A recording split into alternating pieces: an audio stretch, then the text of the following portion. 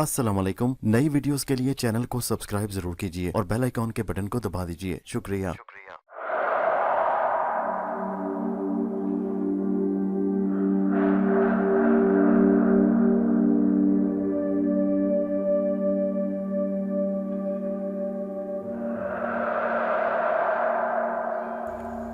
पेशे खिदमत है कहानी अंबर नागमारिया की किस्त नंबर 57 का तीसरा हिस्सा, फांसी की कोठली। रात को फिर मारिया जमान खान के लिए मछली लेकर आई। जमान खान ने गोरखा से कहा कि सरस्वती देवी आ गई है और वो उससे तन्हाई में कुछ बात करना चाहती है, इसलिए तुम जरा परे हो जाओ। गोरखे ने हाथ बांधकर कहा, जो हुक्म महाराज, पर भगवान के लिए यहाँ से फरार होने की कोशिश न करना, नहीं तो कप्तान मेरी गर्दन उड़ा कर देगा। मेरे छोटे छोटे बच्चे हैं। मारिया ने कहा, फिक्र न करो, अब इसकी जरूरत नहीं, और अब ऐसा वक्त आया तो तुम्हें इस ड्यूटी से पहले ही फारिग कर दिया जाएगा। भगवान आपका भला करे। गोरखा बेचारा खौफ से कांप रहा था, क्योंकि उसे औरत की आवाज़ आ रही थी, मगर वो औरत उसे दिखाई नहीं दे रही थी। वो अलग होकर खड़ा हो गया। जमान खान को मारिया ने सुलाहों के पास बुला लिया और बोली, जमान खान, मैं अगर चाहूँ तो ये ताला तोड़कर तुम्हें अभी यहाँ से निकाल सकती हूँ, लेकिन इसका कुछ फ़ायदा नहीं होगा, क्योंकि हम लोग समंदर में सफ़र कर रहे हैं। फ़ौज तुम्हें फिर गिरफ्तार करेगी और हो सकता है कि इस अफरा तफरी में कोई तुम्हें गोली मार दे। ऐसी हालत में शायद तुम्हारी कोई मदद न कर सकूंगी। जमान खान कहने लगा, मारिया बहन, तुमने ठीक बात की है, फिर तुम्हारा क्या ख्याल है, मैं क्या करना चाहिए? मारिया ने कहा, मैंने इसके बारे में बहुत सोचा है। आखिर इस नतीजे पर पहुंची हूँ कि जहाज़ को कलकत्ते की बंदरगाह पर पहुंचने दिया जाए। जहाज़ बंदरगाह के साथ लग जाएगा तो कुछ किया जाएगा। जमान खान ने फिक्रमंदी से कहा, लेकिन हो सकता है फिर हम ज़्यादा मजबूर हो जाएं। वहाँ फ़ौज और पुलिस की भारी तादाद मुझे लेने आई होगी, हो सकता है हम वहाँ भी कुछ न कर सकें। मारिया खामोश रही, फिर कुछ सोचकर बोली, तुम्हारी बात ठीक लगती है, बहरहाल इस पर गौर कर लेंगे। एक बात तो तय है कि हम कलकत्ता पहुंचने से पहले कुछ नहीं कर सकते। अभी 7 दिन बाकी हैं, इन 7 दिनों में हम कुछ ना कुछ ज़रूर सोच लेंगे। अब मैं जाती हूँ, कल आऊँगी। मारिया चली गई। वो सीधी अपने कैबिन में आ गई। रात वो फर्स्ट क्लास वाले कैबिन में ही सोती थी। वो उसकी पिछली खिड़की से अंदर दाखिल होकर बिस्तर पर लेट कर सो जाया करती थी। आज भी खिड़की में से अंदर दाखिल हुई तो उसके पाँव से टकराकर एक गिलास में से नीचे गिरकर टूट गया। खड़ाक की आवाज़ सुनकर पहरेदार सिपाही ने ताला खोलकर किवाड़ खोला और लैंप जलाकर अंदर आकर देखने लगा कि ये गिलास किसने गिरा दिया। रोशनी में उसे ज़मीन पर गिलास के टट पड़े हुए टुकड़े साफ नजर आ रहे थे। पिछली खिड़की का पर्दा हवा में हिल रहा था। जाहिर है कोई खिड़की खोलकर अंदर आया था। सिपाही ने कमरे में घूम फिर कर तलाशी लेनी शुरू कर दी।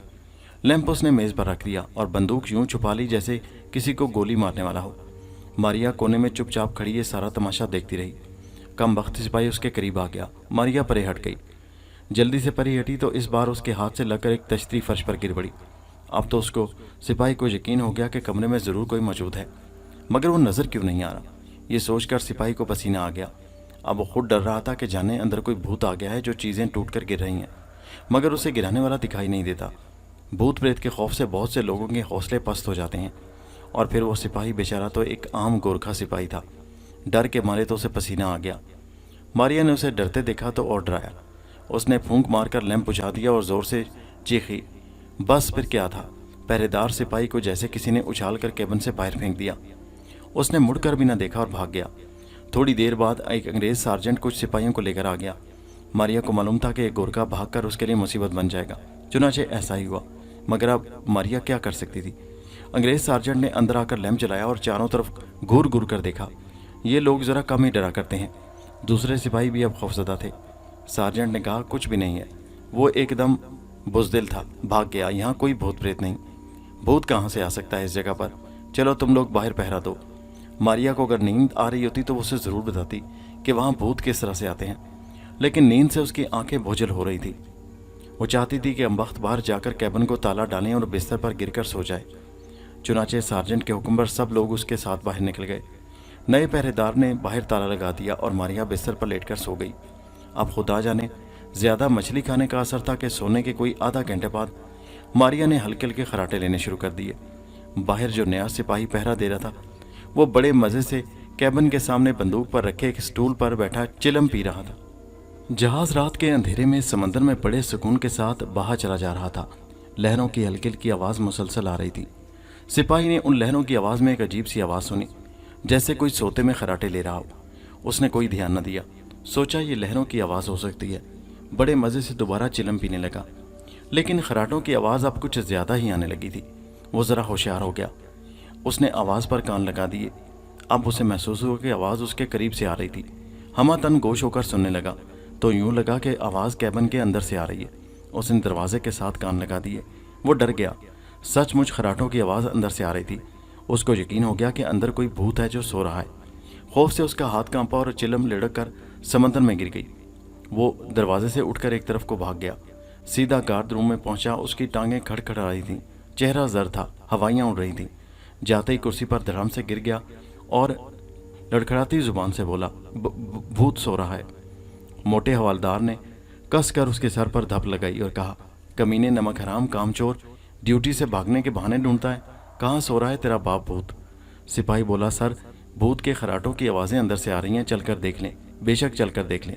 بھگوان کی قسم بھوت سو رہا ہے، چل بے کام چور، چل دکھا مجھے۔ موٹا حوالدار ڈنڈا لے کر کیبن کے دروازے پر آ گیا۔ جوں ہی اس نے دروازے کے ساتھ کان لگایا تو ڈر کر اچھل پڑا۔ کمبخت جانے ماریا کو آج کیا ہو گیا تھا، کیسی مچھلی کھا لی تھی کہ اس نے اب وہ زور زور سے خراٹے لے رہی تھی۔ موٹا حوالدار رکا تو گگی بن گئی۔ وہ دونوں وہاں سے بھاگ اٹھے اور سیدھا انگریز سارجنٹ کے پاس جا کر سارا ماجرا سنا ڈالا۔ انگریز سارجنٹ نے بڑے سکون سے ان کی آصیب کی کہانی سنی اور کرسی سے اٹھ کر کہنے لگا، معلوم ہوتا ہے کہ تم لوگ میری رات کی ڈیوٹی اسی پریڈ میں ختم کرا دو گے کہ کبھی کیبن کے دروازے پر اور کبھی اپنے دفتر میں۔ چلو میرے ساتھ۔ حوالدار اور سپاہی اپنے ساتھ سارجنٹ کو لے کر ماریا کے کیبن کے باہر آ گئے۔ سارجنٹ نے کان لگا کر سنا، اندر سے کوئی آواز نہیں آ رہی تھی۔ اس عرصے میں کہیں ماریا نے کروٹ بدلی تھی اور اس کے خراٹے بند ہو گئے تھے۔ سارجنٹ نے ان دونوں کو خوب گالیاں دیں، بلکہ ایک دو ڈنڈے بھی مار دیے۔ کم بختو، نمک حرامی کرتے ہو، کام نہ کرنے کے بہانے ڈھونڈتے ہو، خبردار جو اب کوئی یہاں سے ہٹا۔ سارجنٹ اپنے ساتھی حوالدار کو لے کر چلا گیا، پیچھے سپاہی پہرے پر رہ گیا۔ تھوڑی دیر بعد ماریا نے پھر سے خراٹے لینے شروع کر دیے۔ اب جو سپاہی کو خراٹوں کی آواز آئی تو اس کی بے اختیار چیخ نکل گئی اور وہ کیبن کے دروازے کے باہر ہی گرا اور بے ہوش ہو گیا۔ امبر کو نیپال سے بنگال آتے ہوئے ماہی گیروں نے دریا سے نکال لیا تھا۔ وہ ان کے پاس ہی ایک جھونپڑے میں رہنے لگا۔ اس نے ماہی گیروں کو اس سے زیادہ کچھ نہیں بتایا تھا کہ وہ بنگال میں اپنے بھائی ناگ اور بہن ماریا کی تلاش میں آیا ہے، جو انقلاب میں کہیں کھو گئے ہیں۔ اب وہ وہاں سے کلکتے جانے کی سوچ رہا ہے۔ دوسری طرف ناگ عقاب بن کر جا رہا تھا کہ ایک جگہ پہاڑیوں میں چکما ڈاکو عقاب کے شکار کو نکلا ہوا تھا۔ اس نے جو دیکھا کہ ایک سفید کلی والا عقاب سمندر پر اٹھتا جا رہا ہے اور بڑی نیچی پرواز کر رہا ہے، تو اس نے تیر چلا کر عقاب کو زخمی کر دیا۔ عقاب نیچے گر پڑا۔ یہ عقاب جو کہ ناگ تھا، زخمی حالت میں چکما ڈاکو کی کمین گاہ میں ہے۔ اس کا بازو زخمی تھا، ڈاکو اس کی مرہم پٹی کر رہا تھا۔ ناگ جب تک کہ اس کا زخم اچھا نہ ہو پھر سے سانپ نہیں بننا چاہتا تھا، کیونکہ ایسی صورت میں ڈاکو اسے فوراً ہلاک کر دیتے اور کوئی دوسرا جانور یا انسان بھی نہیں بن سکتا تھا۔ اس کی وجہ یہ تھی کہ عقاب کی شکل میں تو زخم چھوٹا تھا، اگر وہ کوئی انسان یا درندہ بن جائے تو خدا جانے اس حساب سے کس قدر بڑا اور مہلک ہو جائے زخم۔ ناگ نے یہی فیصلہ کیا کہ جب تک وہ پوری طرح صحت یاب نہیں ہوگا عقاب کی شکل میں ہی زندہ رہے گا۔ اب ایک اتفاق ہوتا ہے۔ ایک روز چکما ڈاکو کا ایک ساتھی ڈاکو عقاب کو ہاتھ پر بٹھائے ایک قریبی قسمیں دوائی لگانے جا رہا تھا کہ ایک انگریز شکاری کی عقاب پر نظر پڑ گئی۔ اس نے ڈاکو کو بلا کر پوچھا کہ یہ عقاب کس کا ہے؟ ڈاکو نے بتایا کہ اس کے مالک کا ہے، جو زمیندار ہے اور جسے عقاب پالنے کا شوق ہے۔ انگریز شکاری لندن سے شکار کھیلنے آیا تھا اور واپس اپنے وطن جا رہا تھا۔ اسے عقاب پسند آ گیا۔ سفید کلگی والا عقاب بے حد کامیاب ہوتا ہے۔ اس نے کہا، کیا تمہارا مالک اسے بیچنا پسند کرے گا؟ میں اس کے منہ مانگے دام دے سکتا ہوں۔ ڈاکو نے کہا، میں اپنے مالک سے بات کروں گا۔ شکاری بولا، ٹھیک ہے، میں یہاں ایک ڈاک بنگلے میں ٹھہرا ہوا ہوں، اگر تمہارا مالک مان جائے تو اسے میرے پاس لے آنا۔ ڈاکو نے جا کر چکما سردار سے بات کی۔ وہ سوچ میں پڑ گیا، پھر داڑھی کھجا کر کہنے لگا، چلو میرے ساتھ، میں اس شکاری سے ملوں گا۔ اور پھر وہ ڈاک بنگلے میں آ گیا۔ ڈاک بنگلے میں شکاری انگریز نے کہا، ویل مسٹر زمیندار، ہم کو یہ عقاب پسند آ گیا ہے، اگر تم چاہو تو ہم تم کو اس کا دام 2000 پاؤنڈ یعنی 20,000 روپیہ دے سکتا ہے۔ چکما ڈاکو کی تو باتیں کھل گئیں۔ جھٹ بولا، صاحب یہ بڑا قیمتی عقاب ہے، میں نے بڑی محنت سے پکڑا ہے، اگر تم مجھے 30,000 روپیہ دے دو تو میں اسے ابھی تمہارے حوالے کر دوں گا۔ آخر 25,000 پر سودا ہو گیا۔ عقاب انگریز شکاری کے حوالے کر دیا گیا۔ شکاری نے روپے اسی وقت ادا کر دیے۔ یہ سودا ہوتے ناگ بھی دیکھ رہا تھا، سوچ رہا تھا، چلو ایک سنگ دل ڈاکو سے نجات ملی، زخم کوئی دن میں اچھا ہو جائے گا، پھر اس انگریز شکاری سے بھی نجات حاصل کر لوں گا۔ انگریز شکاری کا نام مسٹر گرانڈلے تھا۔ یہ ایک ادھیڑ عمر کا آدمی تھا جس کا شوق صرف عقاب پالنا اور ہاتھی کا شکار کھیلنا تھا۔ وہ 1 مہینے سے بنگال کے جنگلوں میں شکار کھیل رہا تھا اور اب واپس ولایت جانے کی تیاری کر رہا تھا۔ اس کا جہاز کلکتے کی بندرگاہ سے 10 روز بعد روانہ ہونے والا تھا۔ जिस में उसकी सीट बुक हो चुकी थी। उसकी नाक को कोई खबर नहीं थी। मिस्टर ग्रांडले ने अकाब की मरहम पट्टी और देखभाल शुरू कर दी। जख्म काफ़ी गहरा था, तीर बाजू को चीरता हुआ निकल गया था। शिकारी ग्रांडले की रवानगी की तारीख आ गई। उसने बोरिया बिस्तर बांधा और कलकत्ता आ गया। यहाँ वो एक सरकारी डाक बंगले में उतरा। उसने एक विलायती डॉक्टर से अकाब के ज़ख्म के बारे में बात की तो उसने कहा, अकाब का ज़ख्म इसलिए अच्छा नहीं हो रहा कि वो हिलता जुलता रहता है। मैं तुम्हें एक दवाई देता हूँ, वो अकाब को गोश्त में मिलाकर खिला दो। अकाब कम से कम 1 महीने तक बेहोश पड़ा रहेगा। इस अरसे में वो बाकायदा सांस लेता रहेगा। तुम दवाई बाकायदगी से लगाते रहना, 1 महीने में ज़ख्म बिल्कुल अच्छा हो जाएगा। शिकारी ग्रांडले ने पूछा, ये बड़ा कीमती अकाब है मेरा, इसे कुछ नुकसान तो नहीं पहुँचेगा? डॉक्टर ने मुस्कुराते हुए कहा, मेरा तजुर्बा 40 साल का है। मैंने इस दवाई से बड़े बड़े जानवरों के मोहल्ले ज़ख्म अच्छे किए हैं। तुम बेफिक्र होकर अकाब को ये दवाई खिला दो। 1 महीने बाद वो इंग्लिस्तान की फ़िज़ाओं में उड़ रहा होगा। शिकारी ग्रांडले दवाई लेकर डाक बंगले पर आ गया।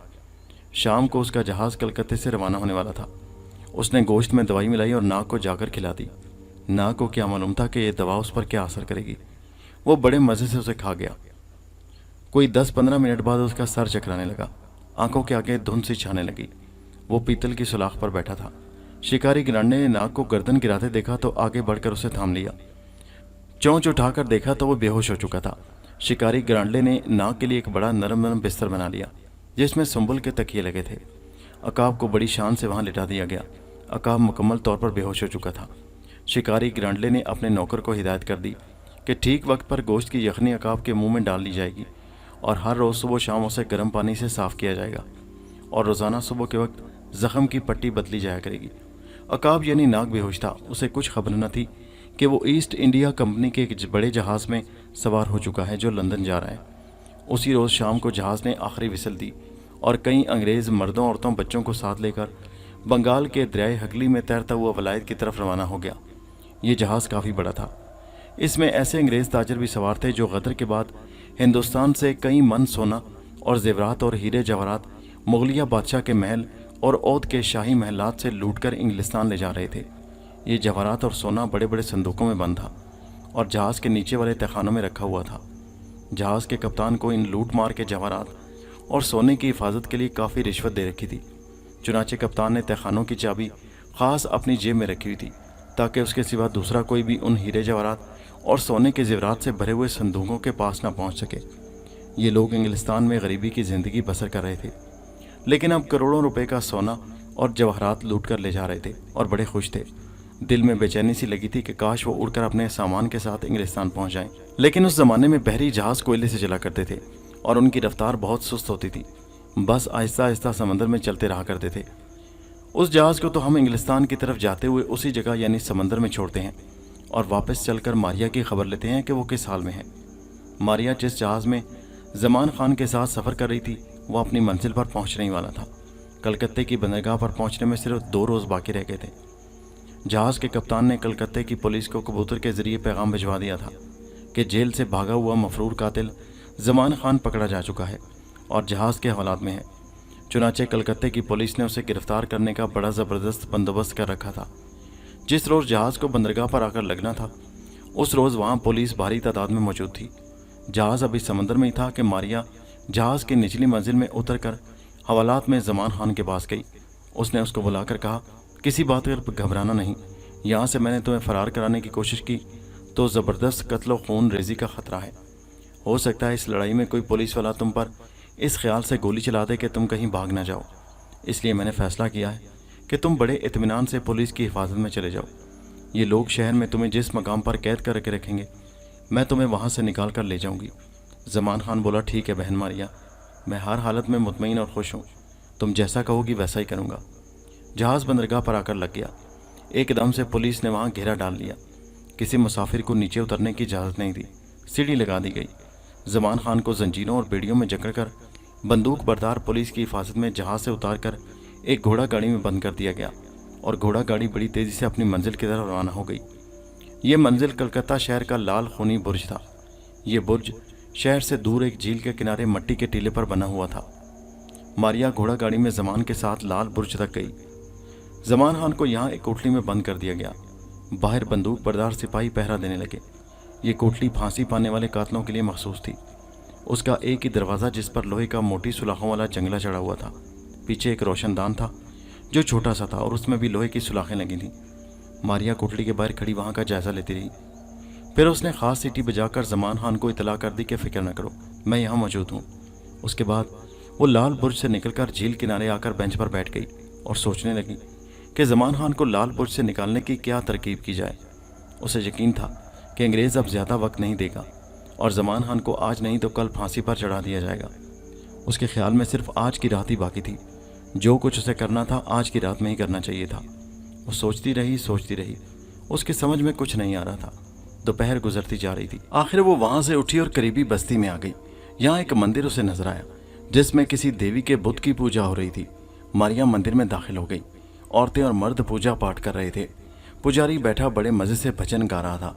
मारिया के दिमाग में एक तरकीब आई। जब पूजा खत्म हुई और पुजारी अकेला रह गया तो मारिया चुपके से देवी के बुत के आगे जाकर खड़ी हो गई। उसने एक जलते हुए दिए को उठाकर जरा ऊपर रख दिया। पुजारी ने जो दिए को अपनी आप एक जगह से उठकर दूसरी जगह जाते देखा तो शशदर होकर रह गया। हाथ जोड़कर खड़ा हो गया और बोला, हे देवी गंगा मैया, जय हो तेरी, जय हो तेरी। तीर ठीक निशाने पर लगा। मारिया ने भारी सी आवाज़ निकाल कर कहा, सुनो पुजारी, मैं देवी गंगा मैया बोल रही हूँ। पुजारी तो थर थर कांपने लगा, झट से सजदे में गिर गया और गिड़गिड़ाने लगा, है गंगा मैया, मेरे गुनाह माफ़ कर दे। मैं पूजा के हिसाब में गड़बड़ करता था, मुझे माफ़ कर दे। मारिया ने कहा, सीधे होकर बैठ जाओ और मेरी बात गौर से सुनो। मैं एक ख़ास मकसद लेकर आई हूँ। मैंने तुम्हारी गलती को माफ़ कर दिया। सुनो, इस शहर में हमारा एक देशभक्त, हमारा एक भाई अंग्रेज़ों की कैद में है। उसे मैं बचाकर यहाँ मंदिर में लाऊंगी। तुम्हारा फ़र्ज़ होगा कि उसे ऐसी जगह छुपाओ जहाँ किसी की नज़र न पड़ सके। उसके खाने पीने का ख्याल रखो और जब तक हुक्म न दूँ उसे इसी जगह पर रहने दो। पुजारी ने सर झुकाकर कहा, जो हुक्म देवी गंगा मैया, मैं देशभक्त जी के लिए अपनी जान भी कुर्बान कर दूंगा। वो कब आएगा देवी? आज रात वो किसी वक्त तुम्हारे पास पहुंच जाएगा। अच्छा, अब मैं जाती हूँ। पुजारी ने रुक रुक कर कहा, हे गंगा मैया, मेरी एक अर्ज भी सुन लो। कहो तुम क्या कहना चाहते हो? मारिया ने कहा। पुजारी बोला, पूजा की रक्षणा से गुजारा नहीं होता, बड़ी तंगी के दिन आ गए हैं, कुछ मेहरबानी करो मेरे हाल पर। मारिया हंस पड़ी। बड़ा मक्कार था ये पुजारी, अपना मतलब नहीं भूला। खैर, मारिया ने कहा, फिक्र न करो, तुम्हारा बंदोबस्त भी कर दिया जाएगा। मारिया वहां से निकलकर सीधी झील के पार लाल बुर्ज की दीवार के करीब आकर रुक गई। दीवार की पिछली जानिब लाल बुर्ज का रोशनदान ऊपर नजर आ रहा था। अगर ज़मान खान इस रोशनदान के साथ वाली दीवार से उतरकर यहाँ आ जाए तो उसे रात के अंधेरे में फरार किया जा सकता है, क्योंकि सामने वाले दरवाजों और सीढ़ियों से उतरकर नीचे आना बड़ा मुश्किल था।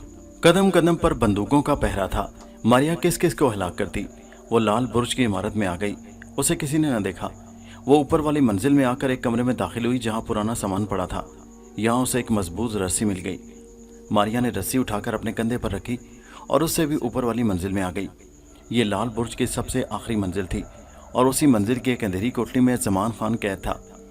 यहाँ उसे सिपाहियों की बातों से मालूम हुआ कि आज ही रात पिछले पहर ज़मान खान को फांसी दी जाने वाली थी। वो ठीक वक्त पर आई थी। वो कोठरी के पीछे दीवार के मुंडेर पर आकर रुक गई। नीचे खाई नजर आ रही थी। मारिया ने एक जगह रस्सी छुपा कर रख दी और रात के अंधेरे का इंतजार करने लगी। उस अरसे में कोठरी के बाहर आकर उसने सीटी बजाकर ज़मान खान को अपनी मौजूदगी से बाखबर किया। ज़मान खान जंजीरों में जकड़ा हुआ था। चौंक कर उसने सलाखों वाले दरवाजे की तरफ देखा। पहरेदार ने भी इधर उधर निगाह दौड़ाई कि ये सीटी किसने बजाई थी, लेकिन वो तो कभी मारिया को न देख सकता था। मारिया ने एक बार फिर सीटी बजाई। पहरेदार अब स्टूल से उठकर पीछे जाकर देखने लगा कि ये आवाज़ कहाँ से आ रही है। वो ज़रा परे हट गया तो मारिया ने मौका जानकर सरगोशी में कहा, आज रात ज़मान। ठीक है मारिया। पहरेदार लपक कर कोठरी के आगे आकर खड़ा हो गया। उसने शायद आवाज़ सुन ली थी। ज़मान खान की तरफ देखकर बोला, वेल, तुमने किससे बात की कैदी?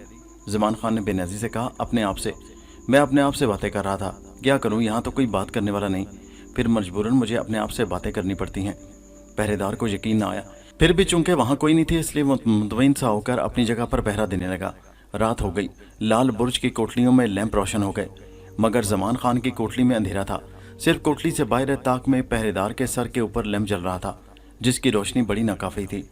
उधर फांसी घर में ज़मान खान को फांसी पर चढ़ाने की तैयारियां हो रही थी। मारिया एक कमरे के करीब से गुजरी तो देखा कि उसका दरवाज़ा खुला है। उसने यूं ही अंदर झांक कर देखा, एक तरफ दीवार के पास पादरियों वाला लंबा चोगा और टोपी लटक रही थी। मारिया को ख्याल आया। उसने जल्दी से वो चोगा और टोपी उतार कर संभाली और ज़मान खान की कोठली के पास वापस आ गई। सिपाही पहरे पर चाको चौबंद खड़ा था। ماریا نے سیٹی بجا کر زمان خان کو خبردار کر دیا۔ وہ ہوشیار ہو کر بیٹھ گیا، سمجھ گیا کہ ماریا آ گئی ہے اور عمل کرنے کا وقت آ گیا ہے۔ سپاہی چونکا کہ یہ سیٹی کس نے بجائی ہے۔ ماریا نے ایک بار پھر سیٹی بجائی۔ اب سپاہی نے جھانک کر کوٹلی میں دیکھا، یہی حملے کا وقت تھا۔ ماریا نے سپاہی کو زور سے لات ماری، وہ سلاخوں پر جا کر گرا، بندوق اس کے ہاتھ سے گر پڑی۔ ماریا نے بندوق اٹھا کر سپاہی کی گردن پر رکھی اور کہا، دروازہ کھولو، خبردار اگر شور مچایا تو میں بندوق چلا کر تمہاری گردن اڑا دوں گی۔ سپاہی کانپنے لگا، اسے نہ تو بندوق نظر آ رہی تھی اور نہ بندوق والی۔ ہاں، بندوق کی ٹھنڈی نالی اس کی گردن پر ضرور لگی تھی۔ وہ پتھر سا بن کر رہ گیا۔ ماریا نے بندوق اس کی گردن پر چبھو کر کہا، جلدی کرو نہیں تو میں فائر کر دوں گی۔ جو میں کہتی ہوں اس پر عمل کرو، جلدی کھولو دروازہ۔ سپاہی نے چابی نکال کر دروازہ کھول دیا۔ ماریا بندوق کے سارے سپاہی کو کوٹلی کے اندر لے گئی۔ اندر جا کر اس نے زور سے بندوق کا بٹ سپاہی کے سر پر مارا، وہ بے ہوش ہو کر گر پڑا۔ زمان سپاہی کی جیب سے چابی نکال کر زنجیروں کے تالے کھول دو، جلدی کرو، وقت کم ہے۔ زمان خان نے ہاتھ آگے بڑھا کر سپاہی کی جیب سے چابی نکال کر زنجیروں کے تالے کھولنے شروع کر دیے۔ اس دوران میں ماریا بندوق لیے سلاخوں والے کھولے دروازے کے پاس کھڑی رہی کہ اگر کوئی ادھر آ گیا تو اس سے بھی نمٹ سکے۔ تھوڑی دیر میں زمان خان زنجیروں سے آزاد ہو گیا۔ ماریا نے پادریوں والا لبادہ اور ٹوپی اس کی طرف پھینک کر کہا، یہ لباس پہن کر پادری بن جاؤ اور خاموشی سے سر جھکائے باہر نکلتے چلو، کوئی پوچھے تو سر جھکا کر سلام کر کے گزر جانا۔ زمان خان نے لبادہ پہن کر ٹوپی سر پر اوڑھ لی۔ وہ بالکل پادری بن گیا اور کوٹلی سے نکل کر تاریک راستے سے گزرنے لگا۔ ماریا بندوق سنبھالے اس کے پیچھے پیچھے تھی۔ جب وہ داران میں آیا تو ایک سپاہی اس کے قریب آ کر بولا، فادر آپ کو کس کی تلاش ہے؟ زمان خان نے سر جھکا کر سلام کیا اور آگے گزرنے لگا کہ سپاہی کو کچھ شک سا ہو گیا۔ اس نے جھک کر پادری کو دیکھا اور چونک کر بولا، تم قیدی؟ یہ لفظ اس کے منہ میں ہی تھا کہ پیچھے سے اس کے سر پر بندوق کا دستہ پڑا اور وہ لڑکھڑا کر گر پڑا۔ ادھر زمان خان، ادھر دیوار کی طرف، وہاں میں نے رسی چھپا رکھی ہے۔ زمان خان نے رسی نکال کر برج کے ایک کنگرے سے باندھی اور نیچے پھینک دی۔ ماریا نے کہا، یہ لو بندوق، اسے لبادے میں چھپا لو، تم نیچے اتر کر جھیل کنارے والے درختوں میں میرا انتظار کرو، میں سیڑھیوں سے اتر کر آتی ہوں۔ زمان خان نے بندوق اپنے لبادے میں چھپا لی اور رسی کے ذریعے نیچے کھائی میں اترنے لگا۔ ماریا تیزی سے سیڑھیاں اتر کر دوسری اور پھر نیچے والی پہلی منزل میں آ گئی۔ ابھی تک وہاں کسی کو پتہ نہیں چلا تھا کہ جس مجرم کو انہیں رات کے پہر پھانسی دینی ہے وہ فرار ہو گیا ہے۔ دروازے کے پاس ماریا نے ایک افسر اور جلاد اور پادری کو دیکھا کہ وہ زمان خان کو پھانسی دینے کے لیے اندر جا رہے ہیں۔ ماریا لپک کر جھیل والے درختوں کے جھنڈ میں آ گئی۔ زمان خان اس کا انتظار کر رہا تھا۔ ماریا نے اسے ساتھ لیا اور جھیل کے دوسرے کنارے والے مندر میں آ گئی۔ پجاری ابھی تک دیوی کے بت کے آگے سر جھکائے بیٹھا تھا۔ ماریا نے مندر کا دروازہ بند کر دیا۔ پجاری نے سر اٹھا کر اپنے سامنے ایک پادری کو دیکھا تو حیرانی سے پوچھا، فادر آپ اس وقت کیسے تشریف لائے؟ اس سے پہلے کہ زمان خان کوئی جواب دے، ماریا نے کہا، پجاری یہ وہی دیش بھکت ہے جس کی حفاظت کے لیے میں نے تمہیں کہا تھا، اسے کہیں چھپا دو، میں تمہیں دولت سے مالا مال کر دوں گی، میں دیوی گنگا میاں بول رہی ہوں۔ پجاری بڑے ادب سے سر جھکا کر اٹھا اور زمان خان سے بولا، دیش بھکت جی میرے ساتھ آ جائیں۔ زمان خان کو ساتھ لے کر پجاری مندر کی سب سے پچھلی کوٹلی میں چلا گیا۔ یہاں فرش پر ایک جگہ سے پتھر کی سیل ہٹائی تو نیچے تہ خانے میں سیڑھیاں جاتی تھیں۔ پجاری نے ادب سے کہا، مہاراج نیچے تہ خانے میں چلے جائیں، یہاں اگر آپ ساری زندگی بھی گزار دیں تو کسی کو کانوں کان خبر نہ ہوگی، آپ کو ہر شے یہاں پہنچتی رہے گی۔ زمان خان نیچے اتر گیا۔ ماریا نے کہا، تم پجاری ابھی اوپر ہی کھڑے رہو، میں خود نیچے جا کر دیکھتی ہوں کہ جگہ کیسی ہے، جو حکم گنگا میاں۔ پجاری نے جھک کر کہا۔ تہ خانہ بڑا محفوظ تھا، تنگ سی جگہ تھی، زمین پر بستر لگا تھا، ایک کھڑکی بھی تھی جس سے خدا جانے کہاں سے ہلکی ہلکی ٹھنڈی ہوا بھی آ رہی تھی۔ ماریا نے زمان سے کہا، اب تم یہاں اطمینان کے ساتھ اس وقت تک رہو جب تک کہ میں تمہارے لیے کسی قافلے کے ساتھ روانہ ہونے کا بندوبست نہیں کر لیتی، پھر تم قافلے کے ساتھ اپنے غیر علاقے کی طرف روانہ ہو جانا، کیا وہاں پہنچ کر تم ان دشمنوں سے محفوظ ہو جاؤ گے؟ زمان خان کہنے لگا، وہاں پہنچ کر مجھے کسی کی پرواہ نہیں ہوگی، غیر علاقے میں انگریز کا باپ بھی داخل نہیں ہو سکتا۔ ماریا نے باہر آ کر اپنے سامنے پجاری سے سل فرش پر رکھائی اور اس سے تاکید کی کہ وہ دیش بھکت کی خاص طور پر خبر گیری کرے اور کسی کو کانوں کان خبر نہ ہو کہ وہ وہاں چھپا ہوا ہے۔ پجاری نے ہاتھ جوڑ کر کہا، گنگا میاں میری جان بھی چلی جائے مگر دیش بھکت پر آنچ نہ آنے دوں گا۔ ماریا نے جاتے ہوئے کہا، تمہارے لیے میں بندوبست کر دوں گی۔ ماریا مندر سے باہر ہی ایک جگہ گھاس پر لیٹ گئی کہ رات تو گزرے۔ تھوڑی دیر بعد اسے نیند آ گئی۔ آنکھ اس وقت کھلی جب آسمان پر سورج چمک رہا تھا۔ اس نے اٹھ کر مندر کی باولی پر منہ ہاتھ دھویا، وہیں پرشاد وغیرہ تقسیم ہو رہا تھا۔ پرشاد کھایا اور شہر کے مغربی کنارے پر آ گئی۔ اس نے پجاری سے ان تمام علاقوں کی معلومات حاصل کر لی تھیں جہاں سے قافلے اونٹوں، گھوڑوں اور بیل گاڑیوں پر صوبہ سرحد کی جانب روانہ ہوتے تھے۔ اسے پتہ چلا کہ ایک قافلہ 2 روز بعد روانہ ہونے والا ہے۔ اس نے دیکھا کہ شہر میں پولیس جگہ جگہ گشت کر رہی تھی۔ مفرور قیدی زمان خان کی تلاش میں فوج اور پولیس ہر جگہ چھاپے مار رہی تھی۔ اس کے دل میں خیال آیا کہ یہاں سے زمان خان کو قافلے کے ساتھ روانہ کرانا خطرناک بات ہو سکتی ہے، کیونکہ نہ ایسا کیا جائے کہ زمان آگے کسی شہر میں اس قافلے میں شریک ہو جائے۔ وہ واپس مندر میں آ گئی۔ یہاں اس نے زمان سے بات کی، اس نے بھی اس خیال کو پسند کیا۔ اب اس نے پجاری کو حکم دیا کہ وہ 2 اعلیٰ نسلوں کے گھوڑوں کا بندوبست کرے۔ اس کے لیے ماریا نے پجاری کو کچھ سونا دیا۔ یہ سونا ماریا نے جہاز کے کپتان کے کیبن سے حاصل کیا تھا اور کسی ایسی مشکل وقت کے لیے چھپا کر رکھا ہوا تھا۔ تھوڑی دیر بعد پجاری 2 گھوڑے خرید کر لے آیا جن پر زین وغیرہ کسی ہوئی تھی۔ اب شام گہری ہو گئی اور رات کا اندھیرا چاروں طرف پھیل گیا، تو ماریا نے زمان کو ساتھ لیا، اسے پادریوں کا لباس پہنایا اور شہر سے باہر جانے والی سڑک پر آ گئی۔ دریا عبور کر کے وہ بڑی سڑک پر ہو گئے۔ یہ سڑک کلکتے سے سیدھی سرحد کے علاقے کو جاتی تھی اور بڑی پرانی سڑک تھی۔ قافلے اسی کچی سڑک پر سفر کیا کرتے تھے۔ آدھی رات تک وہ گھوڑوں پر سفر کرتے رہے۔ راستے میں ایک جگہ کچھ انگریز فوجی پڑتال کر رہے تھے۔ انہوں نے پادری کو گھوڑے پر سوار دیکھا تو راستہ چھوڑ دیا۔ ایک گھوڑا اس کے ساتھ خالی تھا، لیکن اصل میں اس پر ماریا سوار تھی جو انہیں دکھائی نہیں دے رہی تھی۔ ایک فوجی نے پوچھا، پادری ایک خالی گھوڑا کس کے لیے؟ زمان خان نے کہا، جب میرا گھوڑا بوجھ اٹھا کر تھک جائے گا تو میں اس گھوڑے پر سوار ہو جاؤں گا، خدا حافظ۔ یہ پڑاؤ بھی گزر گیا۔ یہ اس سفر کا شہر کی جانب سے آخری پڑاؤ اور پوسٹ تھی۔ دوسرے روز وہ ایک شہر میں پہنچ گئے۔ ماریا نے زمان سے کان میں کہا، بھائی اب میرا وعدہ پورا ہو گیا، میں یہاں سے واپس جاؤں گی، کیونکہ مجھے بھی اپنے بھائی امبر اور ناگ کو تلاش کرنا ہے۔ تم یہاں سے اپنے وطن کی طرف جاؤ، امید ہے تمہارا سفر بحفاظت کٹ جائے گا۔ راستے میں اب تمہیں کوئی نہیں پوچھے گا، آگے جا کر تم قافلے میں شامل ہو جانا۔ زمان خان نے ماریا کا بہت شکریہ ادا کیا اور گھوڑا آگے بڑھا دیا۔ ماریا وہاں سے پیچھے کی طرف چل پڑی۔ جب وہ پوسٹ پر پہنچی تو فوجیوں نے دیکھا کہ فادر کا گھوڑا اکیلا ہی واپس آ رہا ہے۔ انہوں نے آگے بڑھ کر گھوڑے کو پکڑنا چاہا تو ماریا نے اسے چابک مار کر دوڑا دیا۔ ایک فوجی نے اپنا گھوڑا پیچھے لگا دیا، باقی کھڑے ہنستے رہے۔ انہیں یقین تھا کہ ان کا ساتھی فادر کے خالی گھوڑے کو ضرور پکڑ کر لے آئے گا۔ کافی دور تک کچی سڑک پر گھوڑا دوڑتا رہا۔ ماریا گھوڑے کو لے کر سڑک سے ہٹ کر ایک جنگل میں داخل ہو گئی۔ کمبخت انگریز فوجی اس کا پیچھا ہی نہیں چھوڑ رہا تھا۔ اس نے بھی گھوڑا پیچھے ڈال دیا اور جنگل میں داخل ہو گیا۔ ماریا نے ایک مدت کے بعد گھڑ سواری کی تھی، وہ تھک گئی۔ آخر ایک جگہ روک کر وہ نیچے اتر آئی۔ گھوڑے کو اپنے پاس ہی رکھنا چاہتی تھی۔ اسے شہر کلکتے تک پہنچنے کے لیے گھوڑے کی اشد ضرورت تھی۔ وہ کبھی گوارا نہیں کر سکتی تھی کہ وہ انگریز فوجی گھوڑا لے جائے۔ انگریز فوجی بھی گھوڑے سے اتر پڑا اور ماریا کے گھوڑے کی طرف بڑھا۔ ماریا نے زور سے چیخ ماری۔ اس کی چیخ کی آواز سن کر گھوڑا بتک گیا۔ انگریز فوجی پر دہشت طاری ہو گئی۔ ماریا نے بھیانک آواز میں کہا، واپس بھاگ جاؤ، نہیں تو تمہیں کچا کھا جاؤں گی۔ میں اس علاقے کی سب سے بڑی خوفناک چڑیل ہوں۔ انگریز فوجی خدا جانے کہاں سے ہمت کر کے اپنے گھوڑے پر سوار ہوا اور ایسا پیچھے بھاگا کہ مڑ کر بھی نہ دیکھا۔ ماریا نے خدا کا شکر ادا کیا کہ بلا سر سے ٹلی اور گھوڑے پر سوار ہو کر شہر کلکتہ کی طرف روانہ ہو گئی۔ رات پڑ چکی تھی کہ اس نے دریا پار کیا اور شہر کی فصیل میں داخل ہوئی۔ کہیں کہیں مشلیں اور لیمپ روشن ہو گئے تھے۔ وہ کہاں جائے؟ اسے پجاری کا خیال آ گیا۔ پجاری کا مندر رہائش کے لیے موزوں رہے گا، چنانچہ وہ اسی مندر میں آ گئی۔ اس نے اپنے لیے تہخانہ چن لیا۔ دن بھر وہ شہر میں گھوم پھر کر امبر اور ناگ کو تلاش کرتی اور رات کو تہخانے میں آ کر سو جاتی۔ تیسرے روز کی بات ہے کہ شاید مندر سے کسی نے مخبری کر دی اور پولیس سارجنٹ نے آگے بڑھ کر مندر کا دروازہ لات مار کر کھول دیا۔ پجاری ہاتھ باندھ کر کھڑا ہو گیا۔ ہمیں معلوم ہوا ہے کہ مفرور قاتل زمان خان کو تم نے یہاں کسی تہخانے میں چھپا رکھا ہے، ہم تلاشی لینے آئے ہیں۔ سارجنٹ پولیس کے ساتھ اندر داخل ہو گیا۔ پجاری نے کہا، صاحب یہ گنگا میاں کا مندر ہے، یہاں کوئی مفرور قاتل نہیں، مندر کے توہین کرنا پاپ ہے، گنگا میاں آپ کو کبھی معاف نہیں کرے گی۔ سارجنٹ گورا تھا، اس نے ہنٹر زور سے پجاری کی گردن پر مار کر کہا، شٹ اپ یو فول۔ سپاہی مندر کی تلاشی لینے لگے۔ آخر انہیں ایک جگہ فرش ذرا سا اکھڑا ہوا نظر آیا۔ انہوں نے سل ہٹائی تو پیچھے تہخانہ تھا۔ سارجنٹ نے پجاری کی طرف دیکھ کر کہا، ابھی ہم تم کو تمہارے جھوٹ کی سزا دے گا، تم نے اسی تہخانے میں قاتل لوگ چھپا رکھا ہے۔ پجاری بولا، سرکار یہاں تو میں خود رہتا ہوں، تہخانہ تو بالکل خالی ہے، آپ جا کر بے شک دیکھ لیں، ابھی معلوم ہو جاتا ہے۔ سارجنٹ نے ایک سپاہی کو تہخانے میں بھیجا۔ ماریا تہخانے میں آرام کر رہی تھی، شور سن کر اٹھ بیٹھی اور دیوار کے ساتھ لگ کر کھڑی ہو گئی۔ پولیس کے سپاہیوں کو دیکھا تو سمجھ گئی کہ یہ لوگ زمان خان کی تلاش میں آئے ہیں۔ سپاہی نے مشل روشن کر لی اور وہ کونے کونے میں جھک کر دیکھ رہا تھا۔ اس نے آواز دی، سر یہاں تو کوئی نہیں۔ سارجنٹ نے اوپر سے کہا، غور سے دیکھو حوالدار، قاتل یہیں کہیں چھپا ہے۔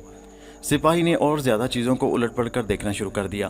ماریا کبھی اس کونے میں ہو جاتی اور کبھی اس دیوار کے ساتھ لگ کر کھڑی ہو جاتی، اس خیال سے کہ کہیں وہ سپاہی کے ساتھ ٹکرا نہ جائے۔ سپاہی جب دوسری بار سارے تہخانے کی تلاشی لے چکا اور اسے کچھ نہ ملا تو منہ اوپر کر کے بولا، سر تہخانے میں کچھ بھی نہیں ہے۔ ٹھیک ہے حوالدار، اوپر آ جاؤ۔ سپاہی سارجنٹ گورے کے حکم پر تہخانے سے باہر آ گیا۔ اب ساری مصیبت پجاری پر آ گئی۔ گورے سارجنٹ نے پجاری کو پکڑ کر ساتھ لیا۔ چلو تھانے چلو، वहाँ चलकर तुमसे पूछेगा और तुम खुद ब खुद हमको बता देगा कि तुमने कातिल जमान खान को कहाँ छुपा रखा है। मंदिर के सारे लोग पुजारी को मायूसी से देखते रह गए। पुजारी ने मुश्किल वक्त में मारिया का साथ दिया था, अब उसे अकेला छोड़ देना किसी तरह भी मुनासिब न था। मारिया उसी वक्त सिपाहियों की गार्ड के साथ गई। पुजारी को थाने ले जाकर हवालात में बंद कर दिया गया और बाहर पहरा लगा दिया गया, मगर यहाँ सिपाही दूर खड़ा था। मारिया चुपके से जंगले के साथ लगकर खड़ी हो गई और उसने सरगोशी में पुजारी को आवाज़ देकर कहा, सुनो पुजारी, मेरी बात गौर से सुनो और ख़बरदार अपनी जगह से बिल्कुल ना हिलना, नहीं तो पहरेदार को शक पड़ जाएगा। मैं गंगा मैया हूँ और तुम्हारी मदद को आई हूँ, तुम बेफिक्र हो, मैं तुम्हें यहाँ से निकाल कर ले जाऊँगी। पुजारी ने हाथ बांधकर कहा, हे गंगा मैया, है देवी मैया, मेरी मदद कर। गोरखे पहरेदार ने उसे डांट कर कहा, क्यों बे, ये क्या बकता है?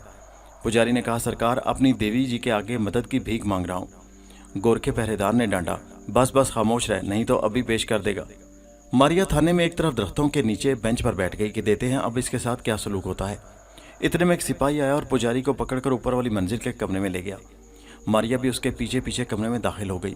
यहाँ ज़मीन पर सफ बिछी थी, एक स्टूल और एक कुर्सी पड़ी थी। गोरा सार्जेंट एक तरफ खड़ा था, सामने एक मोटा हिंदू थानेदार अदब से खड़ा था।